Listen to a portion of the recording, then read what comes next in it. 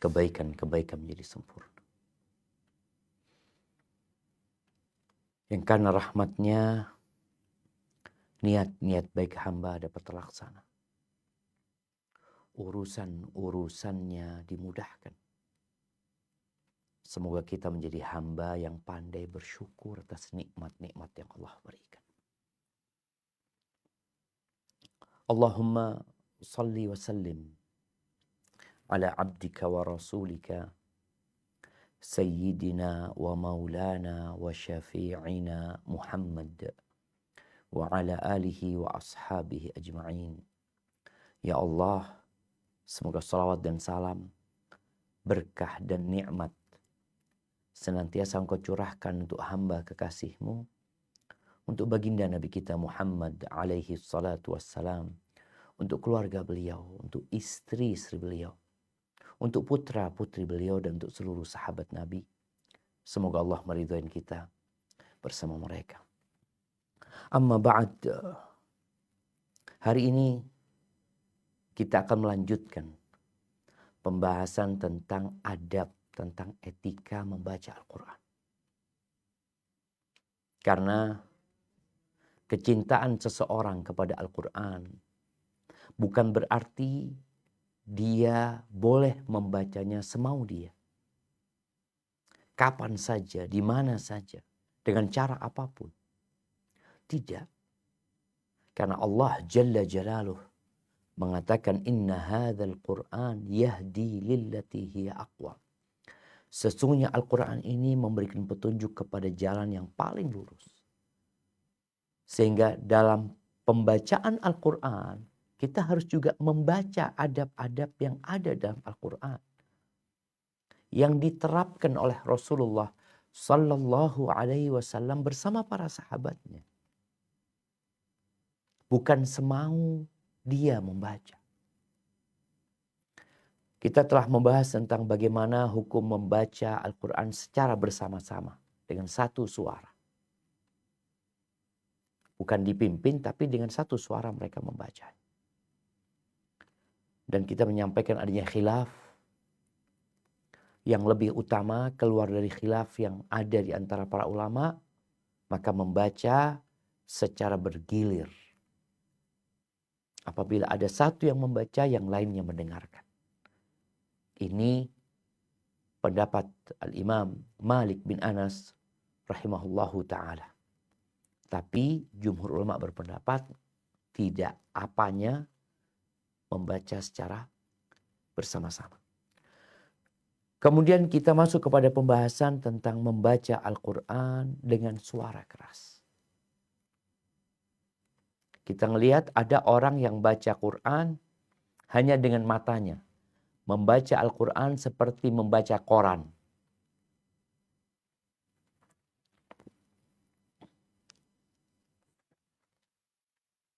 Tahu-tahu udah 3 halaman dia. Iya, sebagian orang seperti itu. Dia tidak mengeluarkan suara. Dia hanya melihat. Maka tidak dikatakan dia membaca. Nah, yang dibahas ini membaca dengan suara keras atau dengan suara lirih, suara kecil. Orang baca Quran dengan umpamanya dia mengatakan wa ta'awanu 'alal birri wat taqwa wa la ta'awanu 'alal itsmi wal 'udwan, atau dia membaca wa ta'awanu 'alal birri wat taqwa wa la ta'awanu 'alal itsmi wal 'udwan. Ini yang dibahas.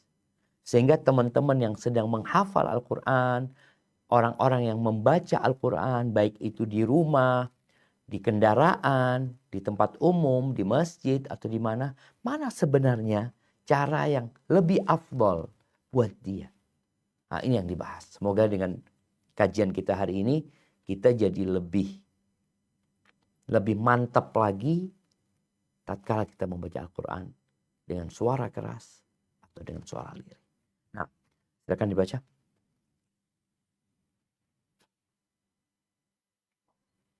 Mengeraskan suara ketika membaca Al-Quran. Ini sebab penting yang patut diperhatikan. Ketahuilah bahwa ada banyak hadis sahih dalam kitab sahih ataupun kitab lainnya menunjukkan mustahabnya mengeraskan suara ketika membaca Al-Quran. Ada pula atsar-atsar yang menunjukkan mustahabnya menyamarkan suara dan merendahkannya. Insya Allah, kami akan menyebutkan intinya secara sederhana yang menunjukkan hukum asalnya. Masya Allah. Ya, jadi Al-Imam An-Nawawi rahimahullahu ta'ala menyampaikan pembahasan ini dengan sangat jelas, tapi ringkas. Di mana ada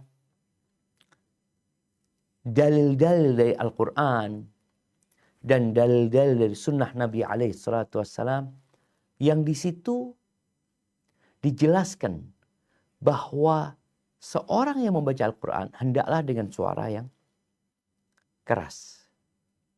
Tapi di kesempatan lain ada dalil yang menyebutkan jangan keras.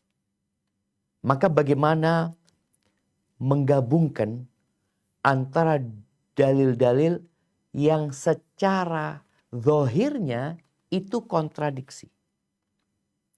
Baik, silakan dibaca.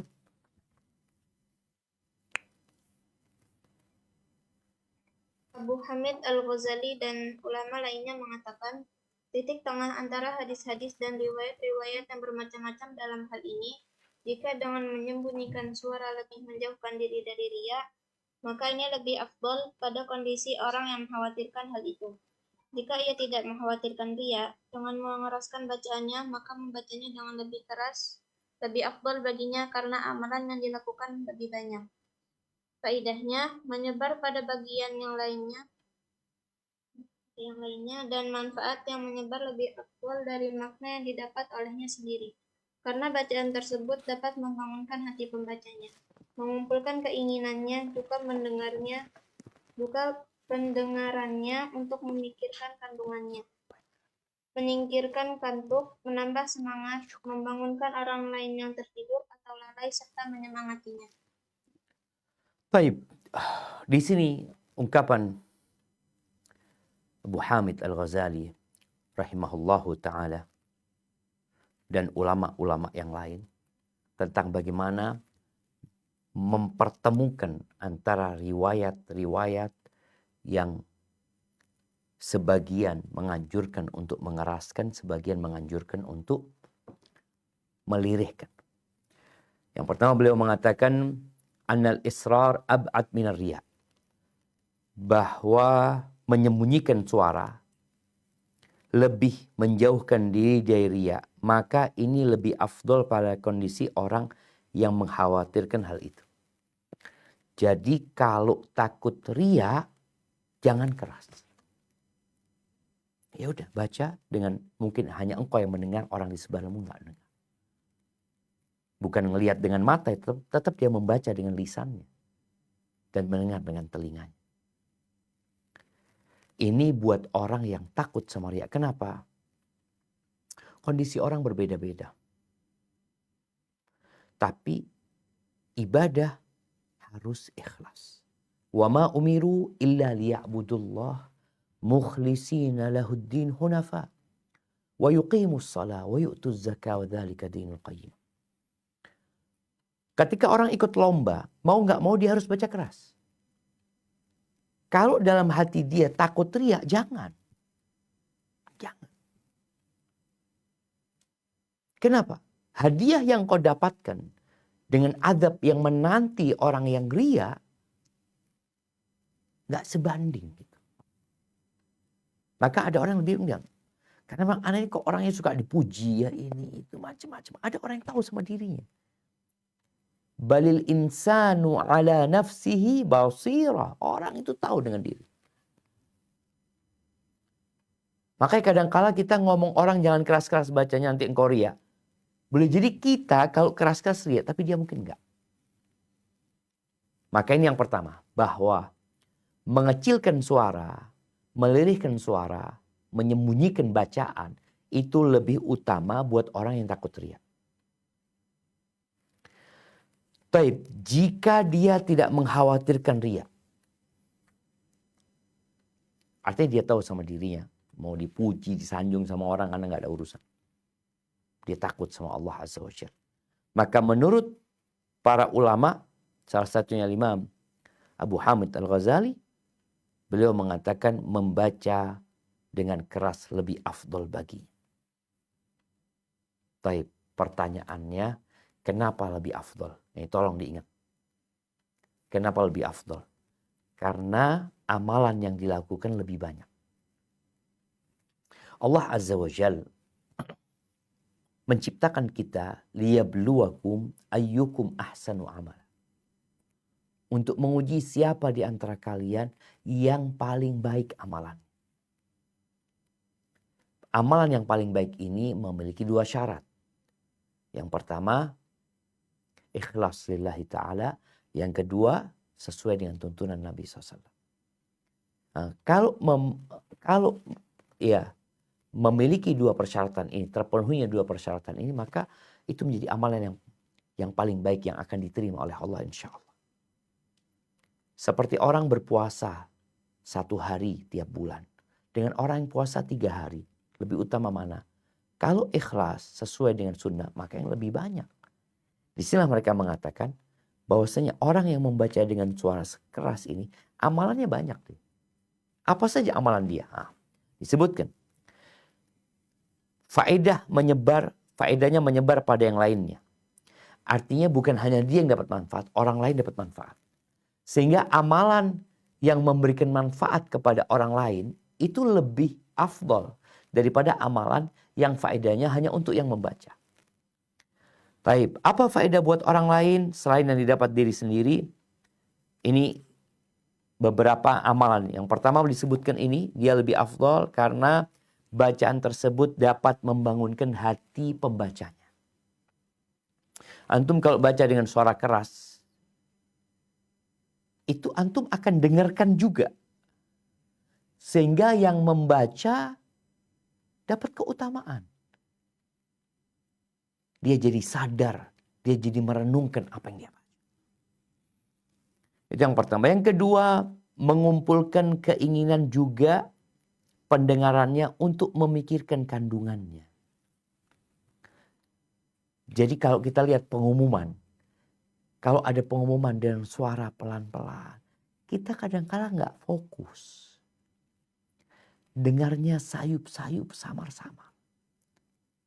Tapi kalau dengarnya dengan suara yang jelas, orang yang membaca bangun, kemudian dia juga akan fokus mendengarkan dan merenungkan apa yang dia baca. Ini manfaat masih buat dirinya ya.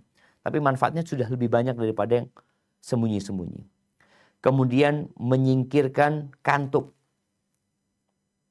Jadi kalau baca pelan-pelan tahu-tahu tidur. Tapi kalau dia baca keras, jadi nggak ngantuk dia.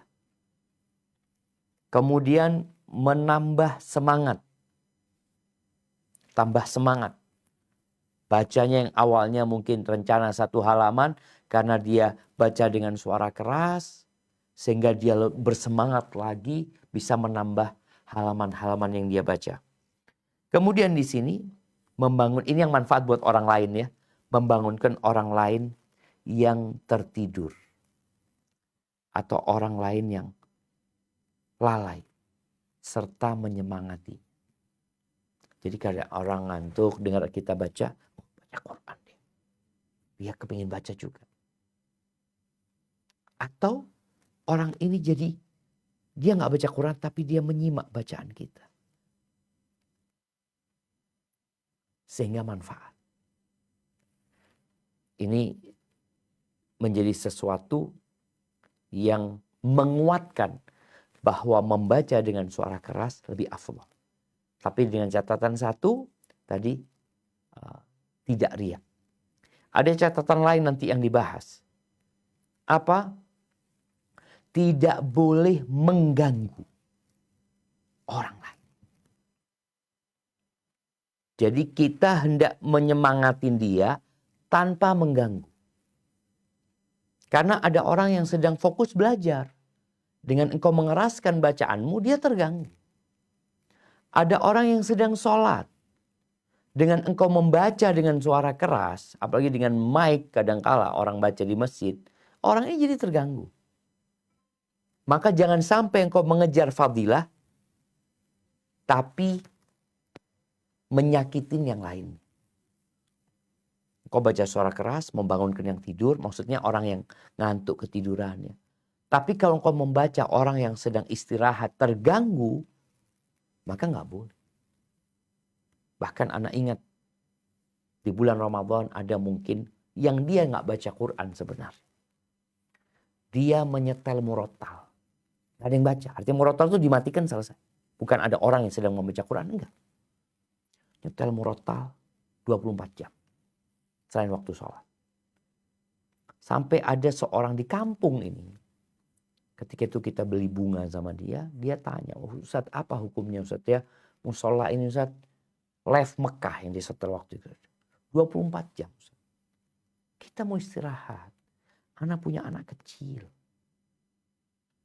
Dia mau tidur. Ada yang sakit. Apa boleh Ustadz? Anak putuskan listrik mereka.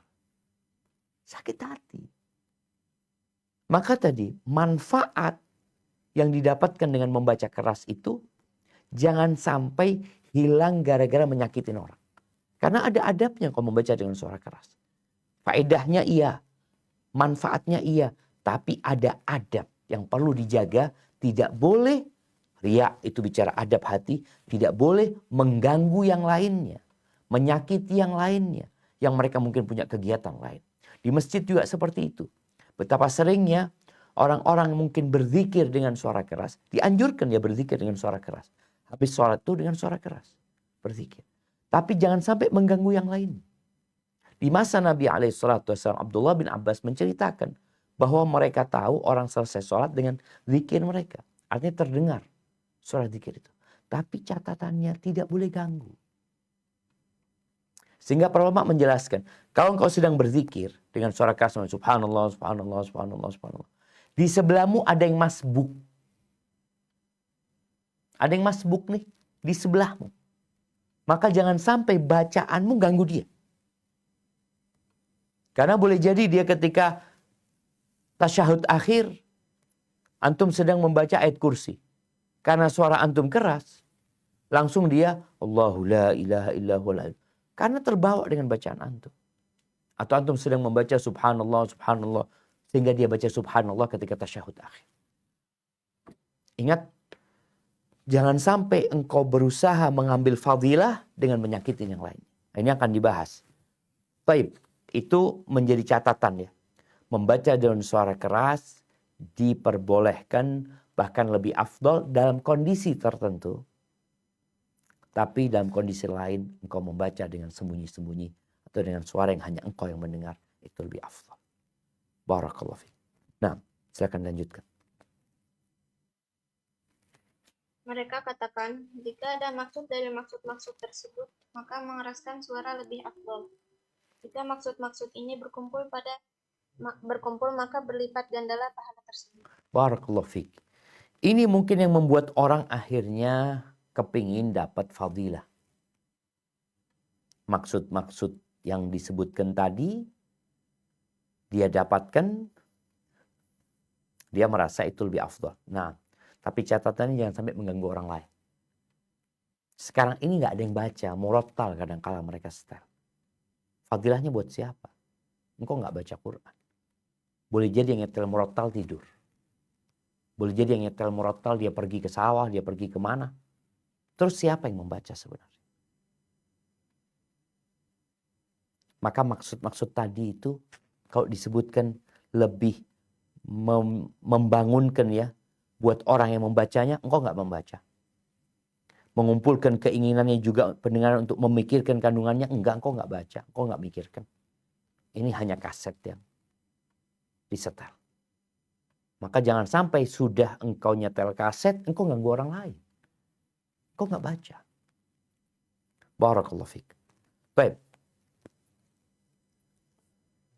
Lanjutkan. Ghazali rahimahullah berkata, oleh karena itu kami katakan, membaca Al-Quran dari mushaf lebih afdal. Nah, kenapa mereka berpendapat membaca Al-Quran lebih afdal dengan mushaf? Tadi lebih bisa fokus. Karena dia bukan hanya melafalkan dari lisannya apa yang dia ingat di hatinya, tapi selain dengan apa yang dia baca dengan lisannya, dia melihat huruf-hurufnya. Itu akan membantu dia lebih mentadaburinya, lebih merenungkan daripada kalau dia lewat hafalannya. Tapi kita juga udah bahas ini kembali kepada kondisi dan personal orang yang berbeda-beda. Kalau engkau memang lebih fokus membaca dengan hafalanmu, karena orang kalau murojaah hafalannya dia harus konsentrasi. Kalau nggak konsentrasi, ada ayat-ayat yang mungkin antum berpindah dari satu surat ke surat lainnya. Tapi kalau antum baca dengan mushaf, boleh jadi antum nggak konsentrasi, tapi antum baca terus gitu loh. Ini kembali kepada orangnya. Baik, dilanjutkan. Yang dibahas dalam hukum masalah ini, asar-asarnya banyak dan akan saya sebutkan sebagiannya. Terdapat riwayat dalam kitab Sahih dari Abu Hurairah radhiyallahu anhu. Ia berkata, saya pernah mendengar Nabi Shallallahu Alaihi Wasallam bersabda, "Ma adina Allahu li syai'in ma adina li nabiyyin hasanis sauti yataghanna bil Qur'an yajharu bih." Tidaklah Allah mendengarkan sesuatu dengan seksama sebagaimana Allah mendengarkan suara merdu seorang nabi yang sedang menyenandungkan Al-Quran, mengeraskan bacaannya. Hadis riwayat Bukhari dan Muslim. Barakallahu fiik ya. Kita lihat di sini. Lanjutkan dulu. Arti adina mendengar adalah istama'a, mendengarkan dengan seksama. Ini merupakan isyarat keridhaan dan penerimaan. Barakallahu fiik ya. Allah mendengar. Allah itu Sami'. Di antara nama Allah itu As-Sami'. Allah itu mendengar, dan tentunya Allah ketika mendengarkan orang-orang yang membaca dengan suara yang baik, Allah ridho sama dia. Tapi ingat, kita tidak boleh menafikan sifat sama Allah Azza wa Jalla. Baik, di sini disebutkan dalam hadis ini sebuah lafaz yang berkaitan dengan bab kita, yaitu mengeraskan. Kalau bicara menyenandungkan baca dengan suara yang bagus, itu pembahasan yang nanti setelah pembahasan ini. Ini berkaitan yajharu bihi. Dia suaranya merdu dan mengeraskan bacaan. Bicara mengeraskan ini orang lain dengar. Kalau nggak mengeraskan ya hanya dia yang mendengar. Ini menunjukkan fadilah. Baik, riwayat lainnya. Tafadhal. Diriwayatkan dari Abu Musa al-Asy'ari radhiyallahu anhu bahwa Rasulullah sallallahu alaihi wasallam bersabda, "Laqad utita mizmaran min mazamiri ali Dawud." Sungguh telah diberikan kepadamu sebuah seruling dari seruling keluarga Daud. Hadis riwayat Bukhari dan Muslim. Barakallahu fiik ya. Maksudnya mizmar bukan seruling sebenarnya. Mizmar itu mungkin di antara maknanya adalah seruling, tapi yang dimaksud di sini adalah suara yang indah. Karena Nabi Daud nggak pakai seruling ya. Beliau itu kalau baca Zabur, suaranya indah sampai burung-burung di atas itu berhenti, nggak terbang dia. Mendengarkan suaranya Nabi Daud ya. Pohon-pohon gunung pun ikut. Jadi bukan seruling tapi suara merdu dari suara merdu yang Allah berikan kepada keluarga Nabi Daud alaihissalam. Ini menunjukkan bahwa suaranya terdengar ketika membaca.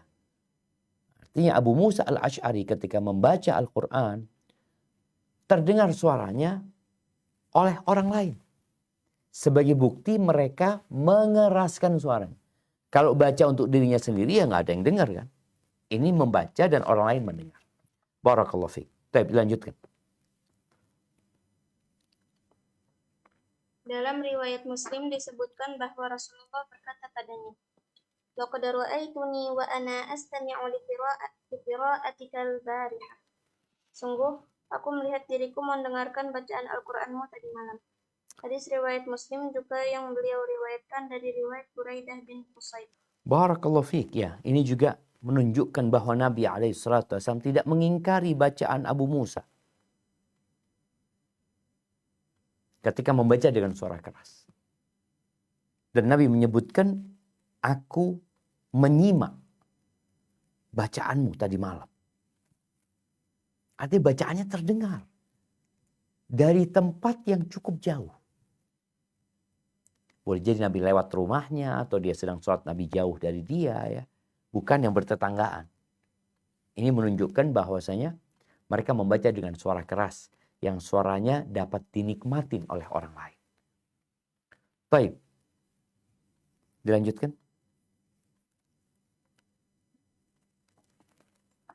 Diriwayatkan dari Fadalah bin Ubaid radhiyallahu anhu, ia berkata, Rasulullah shallallahu alaihi wasallam bersabda, Allahu asyaddu adanan ila rajulil hasanis sawti bil Qur'ani min sahibil qainati ila qainatin. Allah sangat senang mendengarkan seseorang yang membaca Al-Quran dengan suara merdu daripada seseorang yang mendengarkan bidu wanitanya bernyanyi. Hadis riwayat Ibnu Majah. Barakallahu fiik ya.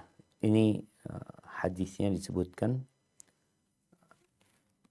sanadnya munqati, sanadnya dhaif ya.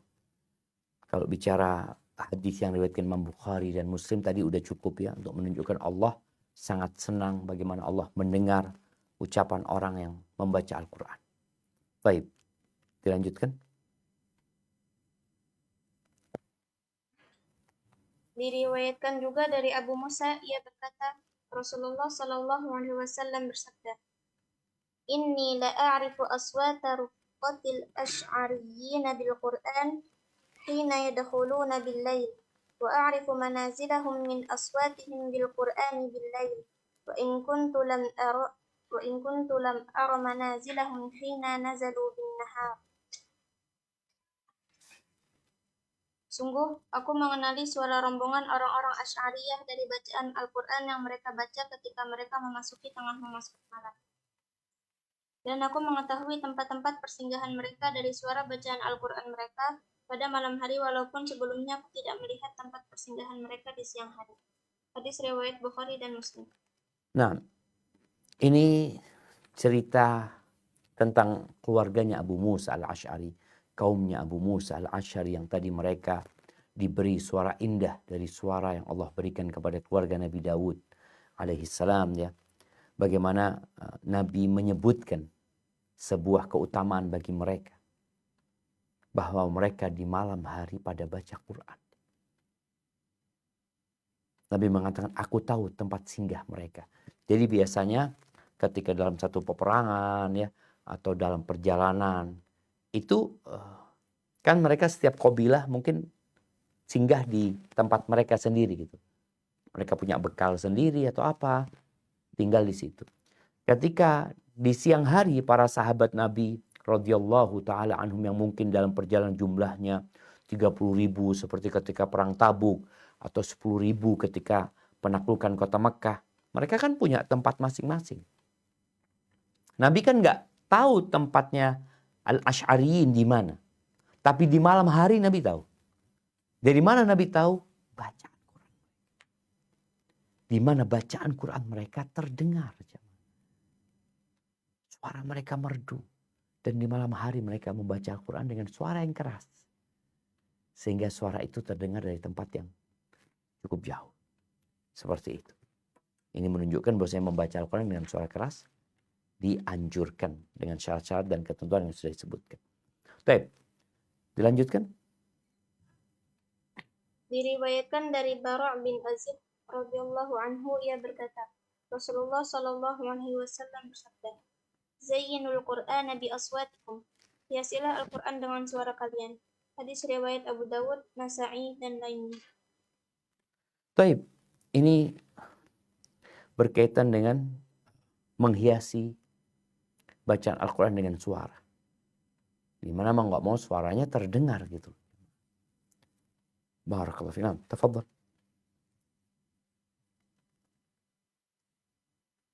Diriwayatkan dari Ibnu Abi Dawud dari Ali radhiyallahu anhu bahwa ia pernah mendengar suara riuh orang-orang di dalam masjid. Kemudian ia berkata, sungguh diberkahi orang-orang ini, dahulu mereka adalah orang-orang yang paling dicintai oleh Nabi Shallallahu Alaihi Wasallam. Barakallahu fiik ya. Athar dari Ali bin Abi Thalib radhiyallahu taala anhu ini dhaif ya. Tapi intinya bacaan Al-Qur'an dengan atau membaca Al-Qur'an dengan suara keras selama dengan syarat dan ketentuan yang sudah disebutkan itu dianjurkan. Baik. Tafadhal. Banyak hadis mengenai disyariatkannya mengeraskan suara ketika membaca Al-Quran. Yang bersumber dari athar pun tak terhitung banyaknya. Yang akan disebutkan yang paling masyhur. Semuanya mengenai orang-orang yang tidak khawatir terjangkit ria, ujub, juga sifat buruk lainnya, dan tidak mengganggu jamaah lain. Sungguh, sekelompok salaf lebih memilih merendahkan suaranya karena khawatir, sebagaimana yang telah kami sebutkan. Baik, barakallahu fiik ya. Ya kalau tadi disebutkan hadis-hadis Nabi alaihi salatu wassalam yang berisi atau mengandung anjuran untuk membaca dengan suara keras, maka sebentar lagi akan disebutkan athar dari para sahabat, dari para tabi'in yang menunjukkan bahwa membaca dengan suara keras itu dianjurkan. Tapi syaratnya berlaku. Tolong kita belajar syarat dan ketentuan. Kenapa? Karena banyak di antara kita yang meremehkan syarat dan ketentuan ini.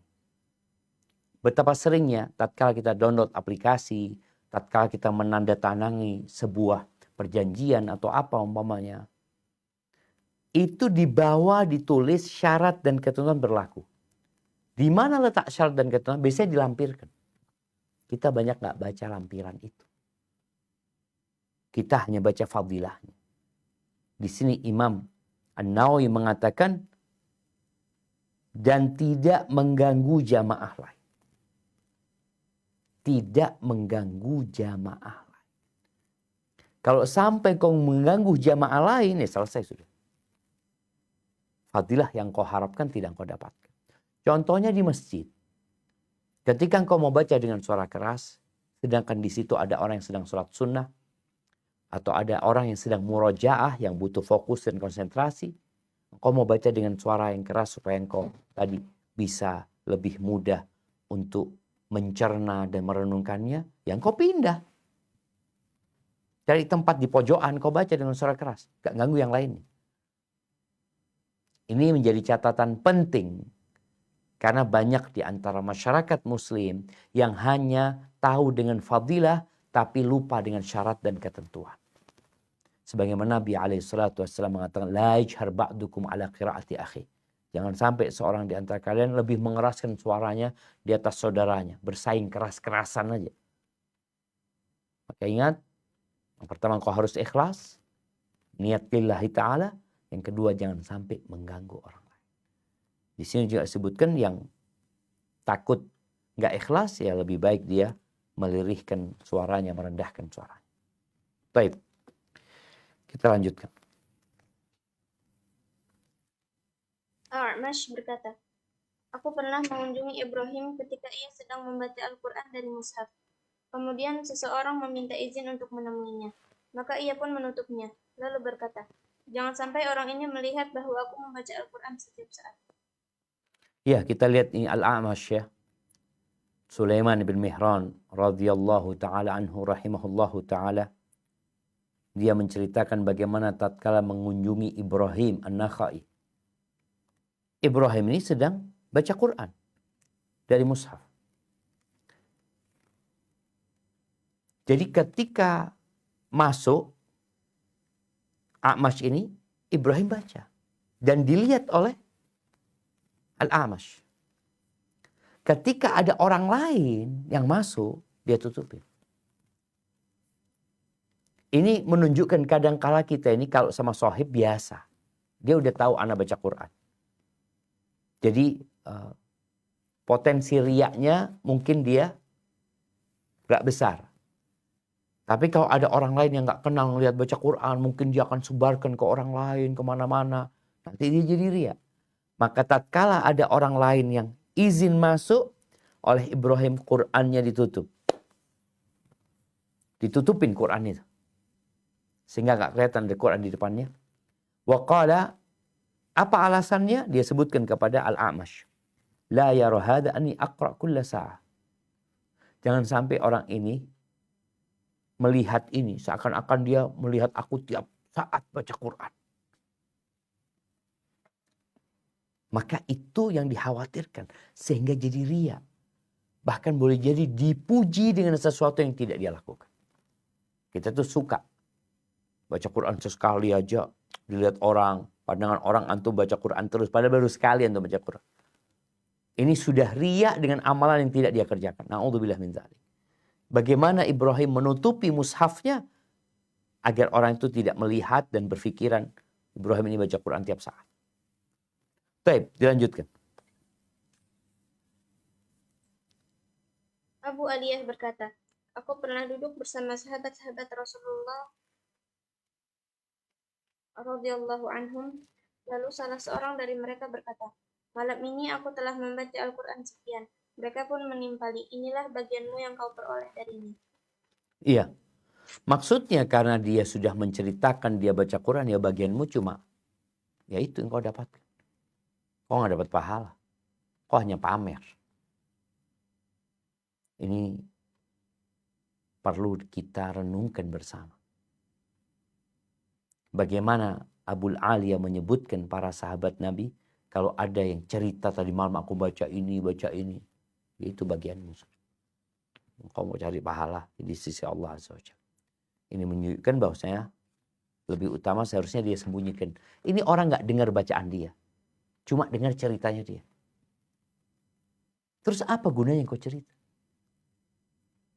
Hanya untuk memberikan informasi, laporan. Barakallahu fikum. Baik. Mereka ini berdalil dengan hadis Uqbah bin Amir radhiyallahu anhu. Dia berkata, aku mendengar Rasulullah Shallallahu alaihi wasallam bersabda, Al-jahiru bil Qur'ani kal jahiri bis sadaqah wal musirru bil Qur'ani kal musirri bis sadaqah. Orang yang membaca Al-Quran dengan suara keras seperti orang yang bersedekah secara terang-terangan, dan orang yang menyembunyikan suara bacaan Al-Qurannya seperti orang yang bersedekah secara diam-diam. Hadis riwayat Abu Dawud, Tirmidzi, dan Nasa'i. Tirmidzi mengatakan ini adalah hadis hasan. Lanjutkan. Tirmidzi bertutur, maksud hadis ini, orang yang menyembunyikan bacaan Al-Qurannya lebih utama daripada orang yang menampakkannya. Karena sedekah secara diam-diam lebih utama menurut ahlul ilmi daripada sedekah terang-terangan. Nah, lanjutkan. Ia katakan, sesungguhnya maksud hal ini menurut ahlul ilmi agar orang tersebut selamat dari ujub, karena orang yang beramal secara sembunyi-sembunyi tidak dikhawatirkan tertimpa ujub, sebagaimana kekhawatiran akan ujub bagi orang yang melakukannya secara terang-terangan. Barakallahu fiik. Iya, ini penyebutan di antara dalil yang menguatkan bahwa membaca secara sembunyi-sembunyi itu afdal adalah hadis Uqbah bin Amir yang baru saja kita baca. Di mana Nabi SAW mengatakan al-jahir bil Quran kal jahir bis sadaqah. Orang yang membaca Quran dengan suara lantang, terang-terangan, keras, itu seperti orang yang bersedekah terang-terangan. Allah Azza wa Jalla mengatakan in tubdu sadaqati fa ni'immahi wa in tukhfuha wa tu'tuha al-fuqara fa huwa khairul lakum. Kalau kalian sedekah terang-terangan, terangkan sedekah kalian, bagus itu buat kalian. Tapi kalau kalian sembunyikan, kemudian kalian berikan kepada orang-orang fakir, miskin yang membutuhkan, itu lebih baik buat kalian. Jadi ada ungkapan lebih baik. Maka di hadis ini Nabi SAW memberikan sebuah permisalan. Orang yang membaca Quran terang-terangan dengan suara keras, itu seperti orang yang bersedekah terang-terangan. Boleh, bukan dilarang. Tapi lebih afdal sembunyi-sembunyi. Yang membaca Al-Quran secara sembunyi-sembunyi, suaranya lirih, itu seperti orang yang bersedekah sembunyi-sembunyi. Kita tahu ketika Nabi SAW menyebutkan 7 golongan yang akan mendapatkan naungan dari Allah Azza wa Jalla. Yauma la dhilla illa dhilluh. Salah satunya adalah warajulun tasaddaqa bi sadaqatin fa akhfaha. hatta la ta'lamu shimaluhu ma tunfiqu yamin. Salah satu dari 7 adalah seorang yang bersedekah. Kemudian dia sembunyikan sedekah. Sehingga tangan kirinya tidak tahu dengan apa yang diinfakkan oleh tangan kanan. Ini menunjukkan sedekah sembunyi-sembunyi itu lebih utama. Kemudian ada dalil-dalil dari Al-Quran umpamanya yang menunjukkan bahwasanya membaca Al-Quran dengan suara keras itu lebih utama dengan mengeraskan suara. Orang yang membaca dengan suara sembunyi-sembunyi, suara lirik itu lebih utama. Dikarenakan berzikir. Ada perintah wadhkur rabbaka fi nafsika tadarruan wa khifah. Kemudian ada ayat lain. Anda lupa ayat-ayatnya. Tapi yang jelas ada perintah untuk berzikir. Untuk secara sembunyi-sembunyi. Sehingga membaca Al-Quran termasuk zikir. Sembunyi-sembunyi tentunya lebih utama. Baik, ini beberapa dalil yang berkaitan dengan pendapat yang lebih menguatkan sembunyi-sembunyi. Setelah kita membaca tadi yang dengan suara keras itu lebih utama. Bagaimana pendapat Al-Imam An-Nawawi? Beliau memilih yang mana? Tapi silahkan dibaca. Saya katakan, ini semua tergantung ketetapan yang dijelaskan di awal subbab. Jika dengan bacaan keras ditakutkan menjadi sebab timbulnya hal-hal yang tidak diinginkan, maka ia tidak usah membacanya dengan keras. Jika ia tidak khawatir terjadi hal-hal yang tidak diinginkan, hendaknya ia membacanya dengan keras. Adapun untuk qiraah dalam satu kelompok yang berkumpul lebih ditekankan untuk mengeraskannya karena adanya kemungkinan manfaat yang diperoleh oleh yang lainnya. Wallahu a'lam. Barakallahu fiik. Iya. Jadi Al-Imam An-Nawawi rahimahullahu ta'ala berpendapat bahwa mengeraskan tetap lebih utama. Dengan syarat. Syaratnya apa? Jauh dari riya, selamat dari riya. Yang kedua, tidak mengganggu orang lain. Kalau dia riya, sama aja mau keras, mau sembunyi-sembunyi. Kalau riya, nggak akan diterima sama Allah SWT. Kalau engkau membaca dengan suara keras yang mengganggu dan menyakiti orang lain, maka tujuanmu tidak tercapai. Karena Quran ini diturunkan sebagai rahmatan lil alamin. Kenapa engkau menyakitin orang lain? Mengganggu orang lain. Ada orang mungkin yang nyetel Al-Quran ya. Ini bukan baca, dia setel cuma Quran. Dengan suara yang keras sebelum subuh. Tujuannya apa? Oh, kita mau membangunkan orang-orang supaya nggak tidur. Ada caranya. Caranya apa? Adzan 2 kali. Dan kalau kita bicara adzan itu hanya sebentar. Anggap 5 menit orang adzan. Setelah itu selesai. Tapi kalau orang menghidupkan bacaan Al-Quran, itu kadang-kala setengah jam. Dan tadi boleh jadi orang itu sakit. Ya. Orang itu sedang butuh istirahat. Dan rumah orang itu berdampingan dengan masjid. Sehingga speakernya masjid itu langsung ke rumah dia. Dan ini terjadi di masyarakat. Maka ingat, membaca, engkau baca. Kau baca buat siapa? Sudah buat yang hadir di situ dengan suara keras.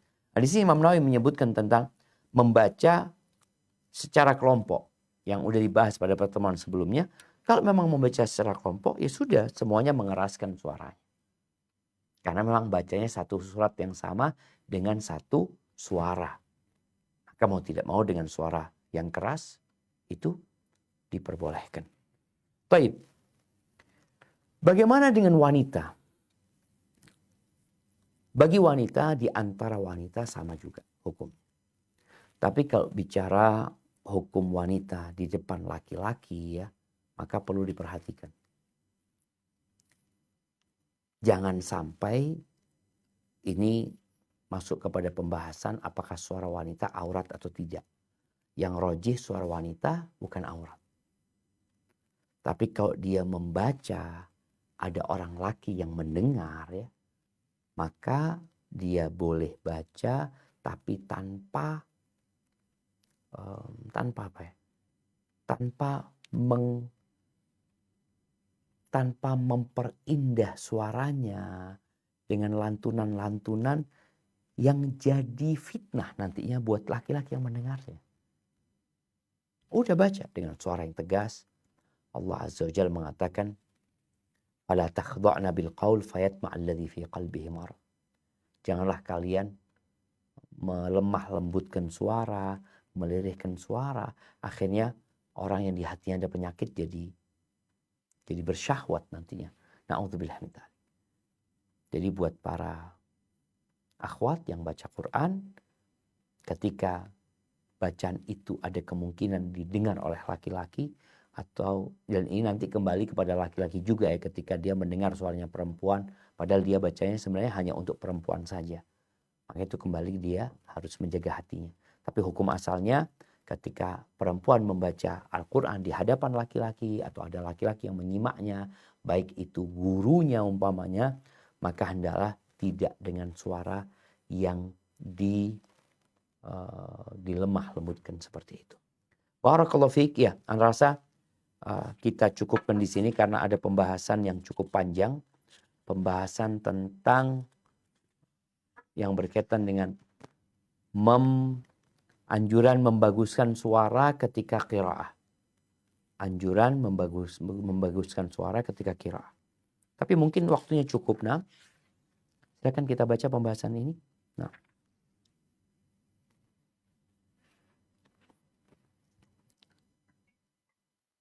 Anjuran membaguskan suara ketika qiraah. Para ulama radhiyallahu anhum yang terdiri dari salaf, khalaf, sahabat, tabi'in, dan ulama-ulama kaum muslimin, setelah mereka sepakat atas anjuran membaguskan suara ketika membaca Al-Quran. Perkataan dan perbuatan mereka yang masyhur berkaitan dengan larangan mengharapkan popularitas, kami tidak perlu sebutkan satu persatu. Banyak hadis-hadis Rasulullah SAW yang menunjukkan hal ini, baik yang sudah populer di kalangan kaum muslimin pada umumnya, maupun yang hanya diketahui oleh ahli ilmu. Barakallahu fiik. Taib.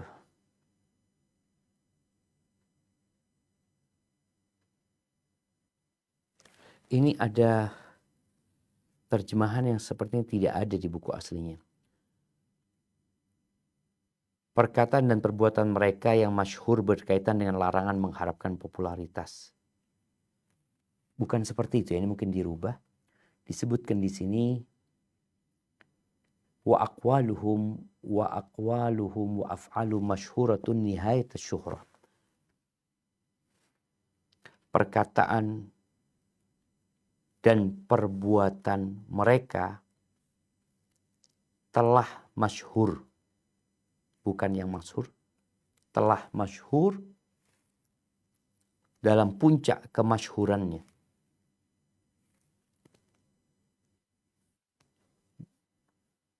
Nah, dalam puncak kemasyhurannya. Iya. Jadi nihayat syuhrah, bukan larangan syuhrah. Ya, jadi perkataan dan perbuatan mereka telah masyhur dalam puncak kemasyhurannya. Iya. Adapun mengharapkan popularitas ini dicoret ya. Karena bukan pembahasan tentang itu. Sehingga kami tidak perlu menyebutkan satu persatu. Taib ahibati fillah, barakallahu fiik. Iya. Ini permasalahan yang tidak perlu diperselisihkan sebenarnya, karena Al-Imam Nawawi juga mengatakan para ulama telah ijma, sepakat dari kalangan salaf dan khalaf yang terdiri dari para sahabat, para tabi'in, dan ulama-ulama kaum muslimin. Itu mereka sepakat. Hanya saja nanti mungkin ada pembahasan kesepakatan itu memperbagus bacaan dalam Al-Quranul Azim, tapi tidak sampai keluar dari aturan yang ada dalam ilmu tajwid umpamanya. Kemudian ada makomat mungkin yang kalau dibaca Al-Quran dengan makom tersebut, dengan lantunan seperti itu akan merendahkan atau menurunkan martabatnya Al-Quran. Itu dilarang juga. Tapi intinya sepakat mereka bahwa dianjurkan memerdukan suara ketika membaca Al-Quran. Sehingga disebutkan di sini tidak perlu disebutkan asar-asar dan hadisnya satu persatu. Tapi di sini ada beberapa yang disebutkan oleh Imam Nawawi rahimahullah ta'ala. Silakan dibaca.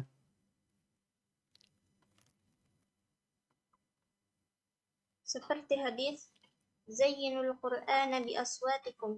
Hiasilah Al-Quran dengan suara-suara kalian. Laqad utita, sungguh engkau telah diberi. Ma adinallahu, tidaklah Allah mendengarkan dengan seksama.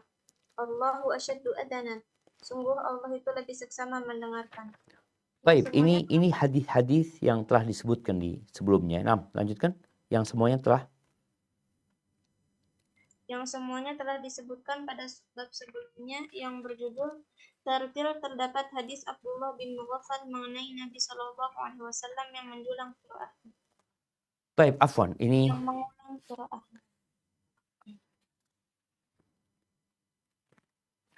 Tunggu sebentar. Yang semuanya telah disebutkan pada subbab sebelumnya. Titik di sini ya. Subbab sebelumnya yang baru saja kita baca. Kalau yang berjudul enggak, itu lain lagi.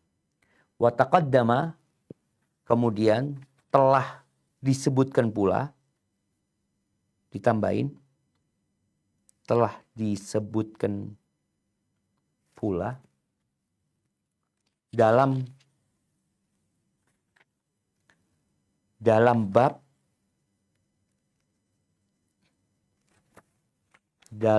bab yang berjudul keutamaan tartil, bukan tartil tapi keutamaan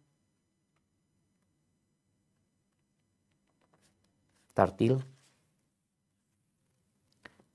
Terdapatnya dihapus hadis Abdullah bin Mughaffal. Baik, silakan dibaca. Lanjutkan.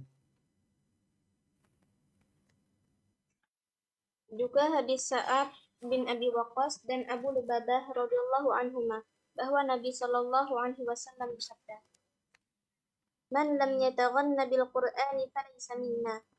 Tidaklah termasuk golongan kami orang-orang yang tidak membaguskan suara ketika membaca Al-Quran. Masya Allah ya. Ini memotivasi kita untuk memperbaiki bacaan. Agar kita menjadi umatnya Nabi alaihi salatu wassalam. Ini juga mendorong kita untuk berusaha membaca dengan suara yang indah. Karena ada orang bacaannya kan macam-macam. Tapi ketika baca Quran kok biasa-biasa aja, engkau padahal bisa lebih bagus ya. Ketika membaca sendirian, ini bukan ketika kita jadi imam ya, ketika kita di depan orang. Enggak, engkau baca sendiri. Antara engkau sama Allah Azza wa Jalla, bagaimana engkau memperindah bacaanmu. Jangan kau di depan orang baru diperbaiki, diperbagus. Ketika baca sendiri engkau tidak memperbagus. Ini ada unsur riya nantinya. Tapi bagaimana tatkala engkau membaca sendirian pun engkau berusaha untuk memperbagus bacaan. Dan biasanya memang kalau membaca dengan suara bagus itu butuh waktu lebih banyak. Berbeda dengan orang yang baca yang penting khatam. Baik, dilanjutkan.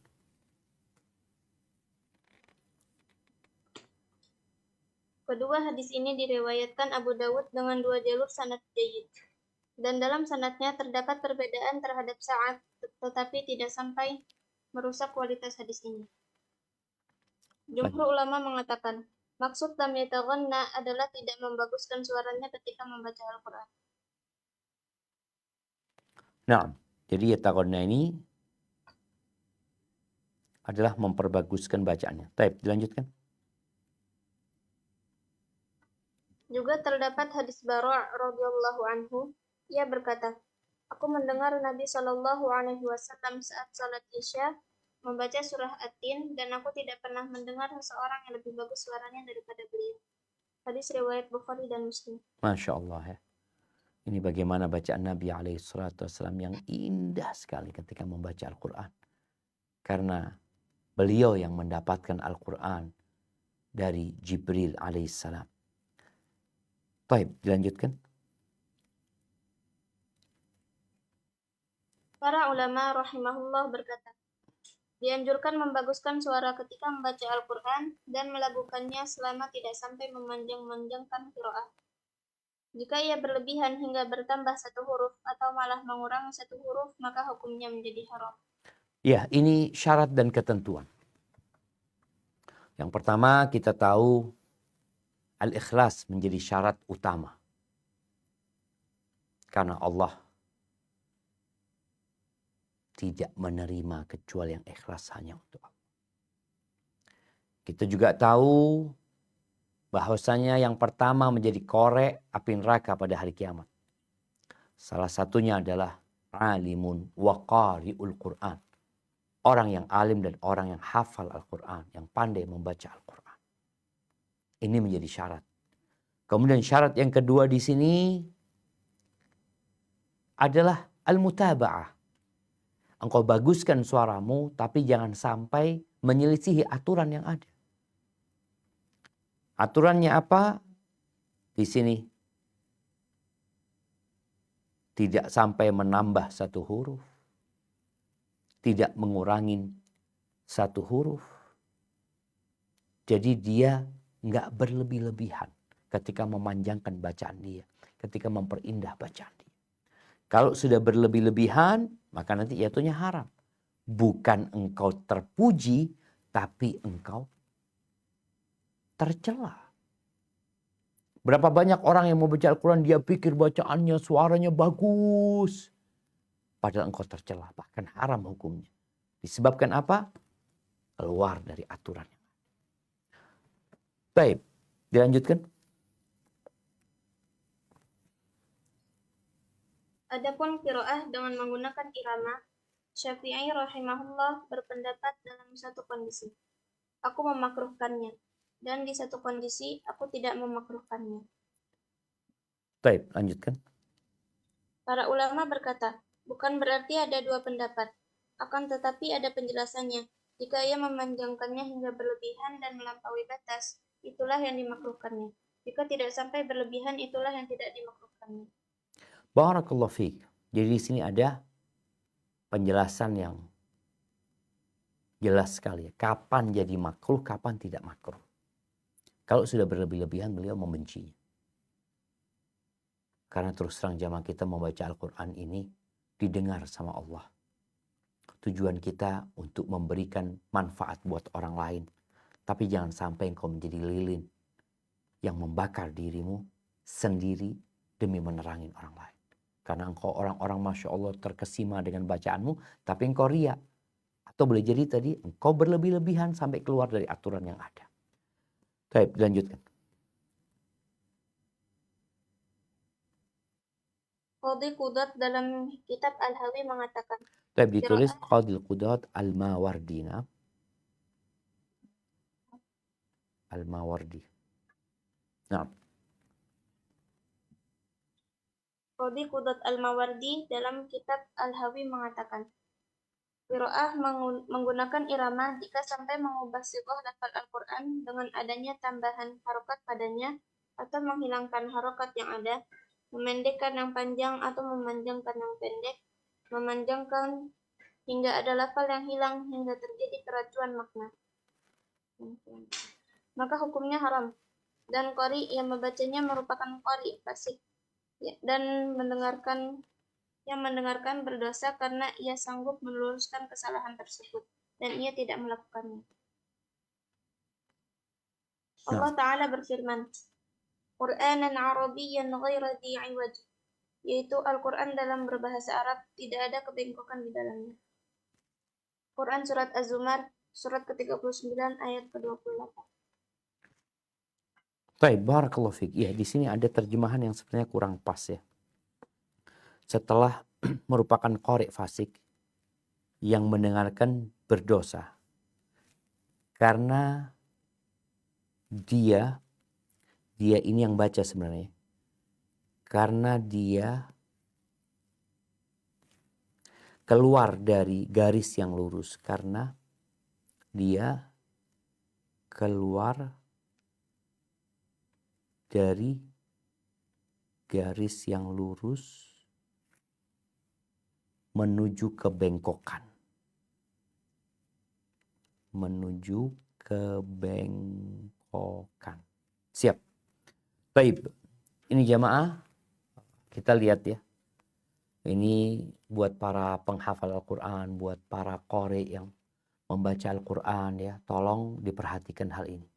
Jangan sampai dia yang awalnya ingin menjadi hamba Allah yang dicintai, ingin bacaannya didengar sama Allah Azza wa Jal, ingin memberikan manfaat buat orang lain, ingin jadi pahala buat dia bacaannya, ternyata dengan bacaannya dia jadi qari fasik. Qari fasik. Baca Quran tapi fasik. Kenapa? Oh, boleh jadi dia ikhlas lillahi ta'ala. Ini bicara aturan tadi. Karena dia keluar dari aturan yang ada. Barakallahu fiik. Baik, dilanjutkan.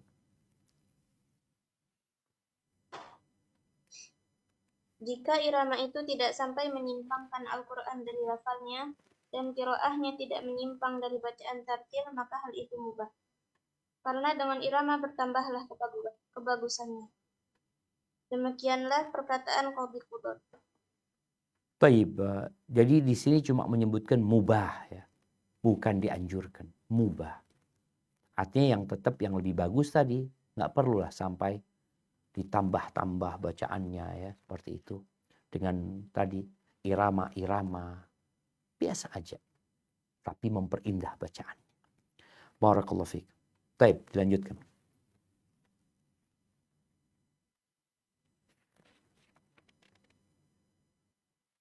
Inilah cikal bakal qiraah dengan irama yang diharamkan yang merupakan maksiat yang dilakukan oleh sebagian orang awam yang tidak paham serta orang biasa yang zalim. Ketika mereka membacakannya kepada jenazah serta ketika mengadakan berbagai acara. Ini adalah bid'ah haram yang jelas. Berdosalah setiap orang yang mendengarkannya sebagaimana kata Qadhi Qudaat. Berdosa pula setiap orang yang mampu menghilangkannya atau mencegah hal tersebut sebelum dilakukan. Saya telah mengerahkan sebagian kemampuan saya. Saya mengharap karunia Allah Al-Karim untuk memberi hidayah orang yang mampu untuk menghilangkannya dan semoga Allah menjadikannya dalam keadaan baik. Jamaah kita lihat ya di masa Imam Nawawi sudah terjadi itu. Membaca di jenazah disebutkan di acara-acara ya.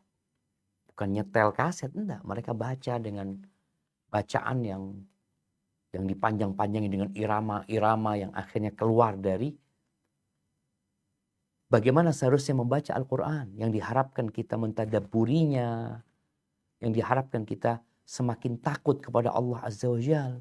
Bukan sekedar menggerakkan kepala, mengikuti irama tersebut lah. Dan Imam Nawawi sejak ya 800 tahun yang lalu kira-kira. Beliau sudah berusaha menghilangkannya. Tapi nggak berhasil. Artinya beliau berharap itu tidak terjadi. Karena Al-Quran diturunkan bukan hanya untuk ya menghiasi majelis-majelis ya. Tapi Al-Quran diturunkan sebagai hidayah dan petunjuk. Baik, dilanjutkan sedikit. Nah, Syafi'i dalam Mukhtasar Al-Muzni rahimahullah berkata, hendaklah ia membaguskan suaranya dengan cara apapun. tunggu. Katanya, Iya, bentar Syafi'i. Nah, katanya, dan aku lebih suka bacaan yang membuat sedih dan mencucurkan air mata. Barakallahu fiik. Iya, ini Imam Syafi'i menyebutkan membaguskanlah semampu dia dengan cara pun dia baguskan.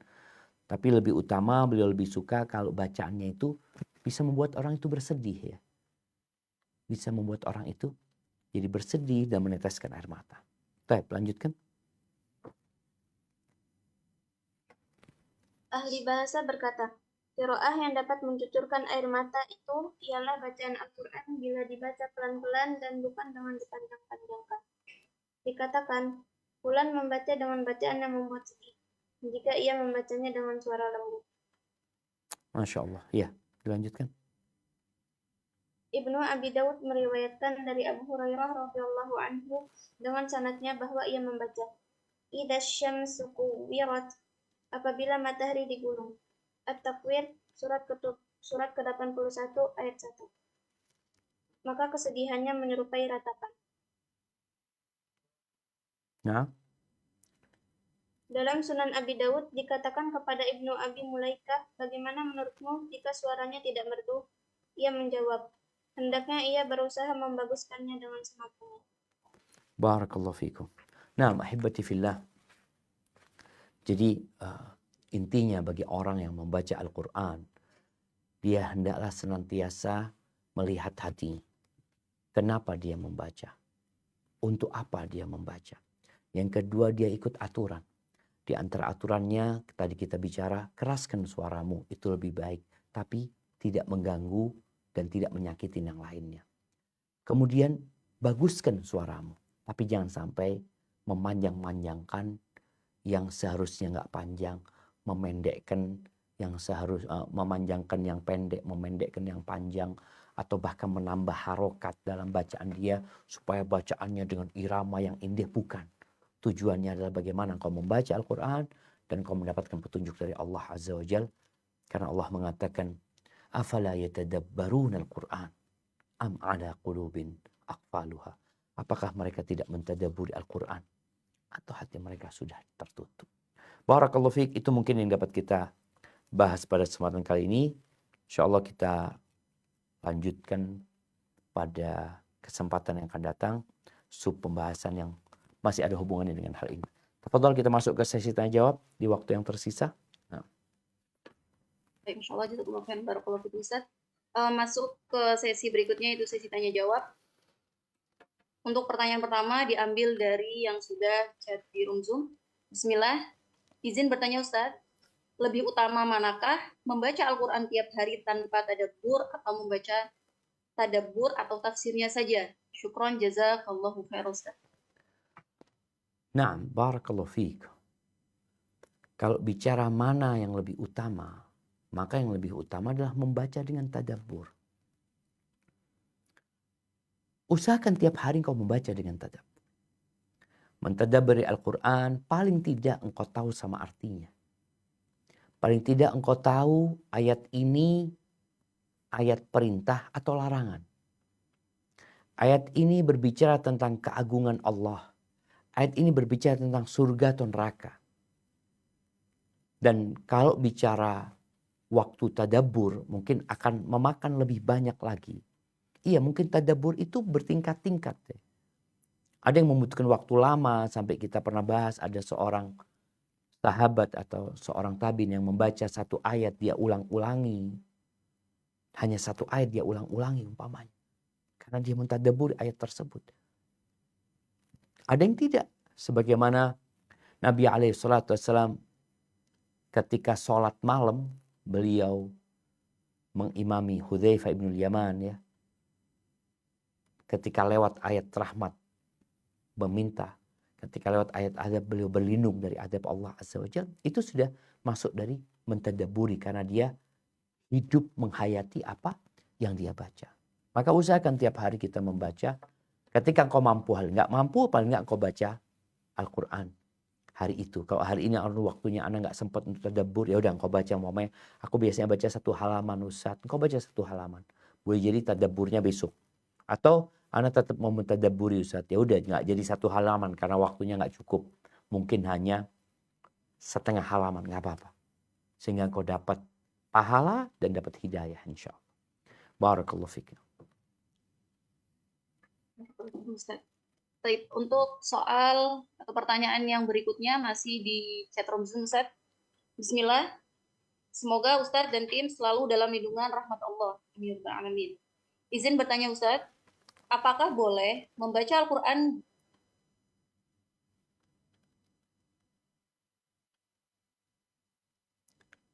Nah, afwan terputus.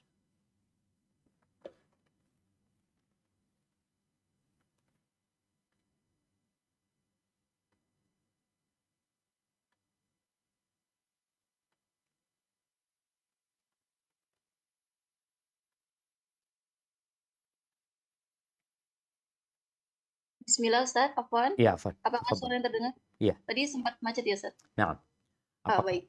Anda bacakan lagi bagaimana Ustadz? Iya, Soalnya. tafadhal. Apakah boleh membaca Al-Quran tadi sampai situ? Ya. Apakah boleh membaca Al-Quran dengan diiringi murotal guna mengoreksi bacaan? Karena tidak ada guru. Syukron jazakallah khair Ustaz. Barakallahu fiik. Nah, kalau bicara boleh ya. Dalam artian kita kita bahas tentang membaca bersama. Membaca bersama sama dengan satu suara, artinya bukan membaca secara bergiliran ya. Kalau mungkin engkau mau memperbaiki bacaanmu, ada yang mungkin membaca sambil mendengarkan langsung. Ketika suara murattal itu membaca umpamanya tabarakalladzi biyadihil mulk, kita juga ikut tabarakalladzi biyadihil mulk. Enggak apa-apa, sebagaimana udah dibahas pada pembahasan tentang membaca bersama-sama. Tapi kalau mau yang lebih utama mungkin bergiliran. Bagaimana bergiliran? Engkau setel satu ayat tersebut, engkau dengar, kemudian engkau membaca, mengulangi bacaan dia. Seperti itu. Hadza wallahu a'lam bissawab. Baik, untuk seluruh partisipan, terutama untuk yang di Zoom, dipersilakan jika ingin bertanya kepada Ustadz secara interaktif bisa raise hand.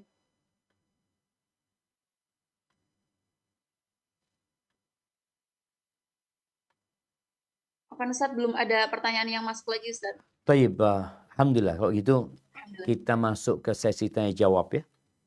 Ke sesi tanya jawab, sesi kuis. Baik, pertanyaan yang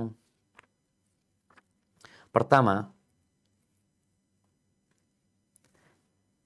kapan membaca Al-Quran dengan suara lembut atau suara lirih lebih utama daripada suara keras?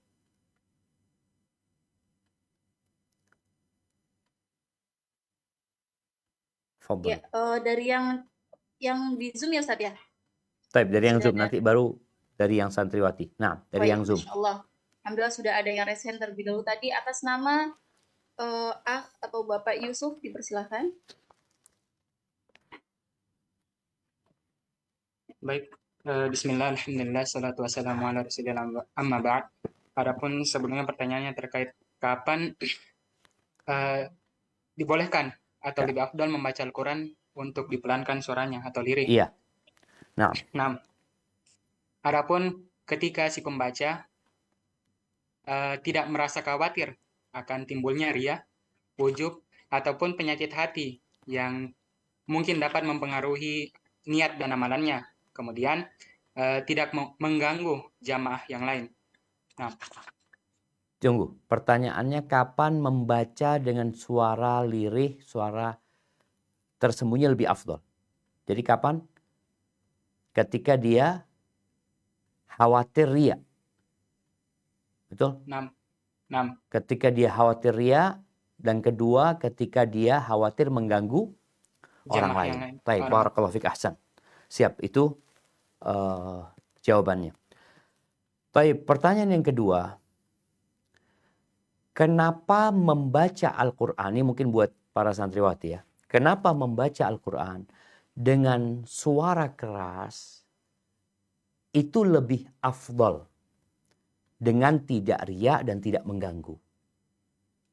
Kenapa membaca Al-Quran dengan suara keras itu lebih afdol ketika tidak riya dan tidak mengganggu orang lain? Kenapa?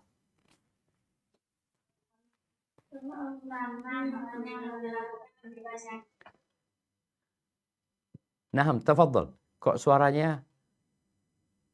pada angkat tangan semua Ustaz, jadi bingung Ustaz. Tadi Wah. siapa dulu deh? Ya, Manil ulah.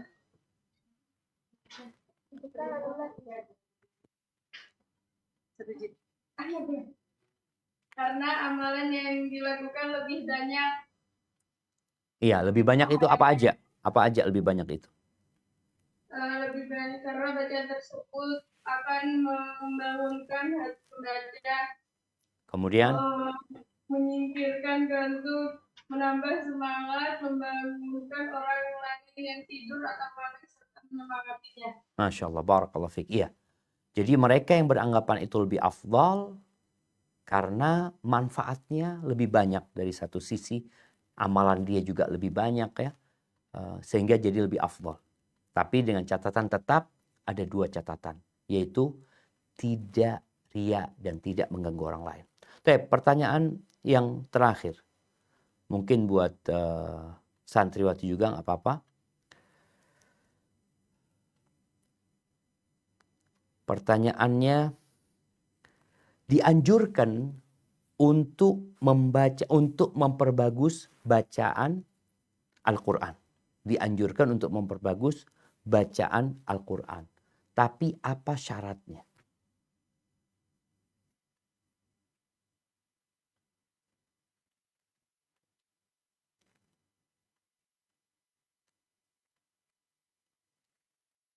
Tafadhal. Bicara. Jauh dari riya dan tidak mengganggu orang lain. Oh, bukan yang mengeraskan suara ya, yang memperindah, memperbagus bacaannya. Tadi udah dibahas tuh.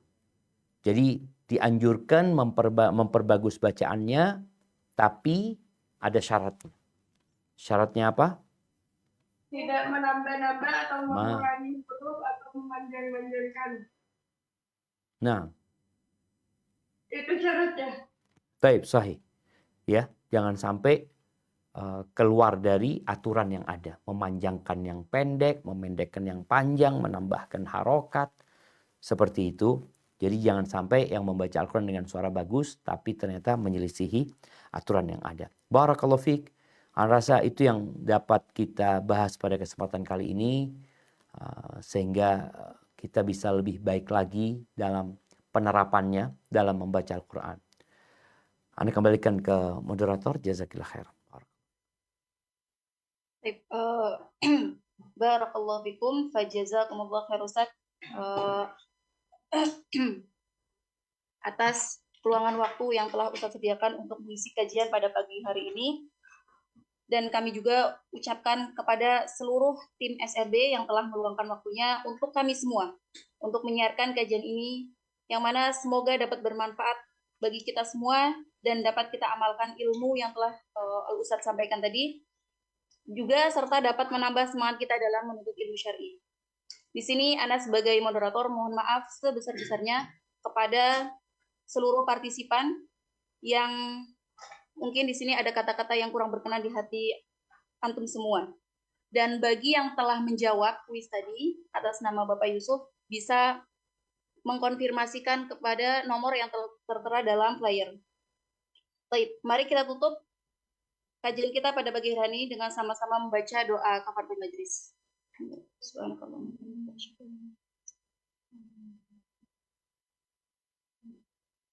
Akhirul kalam, assalamualaikum warahmatullahi wabarakatuh.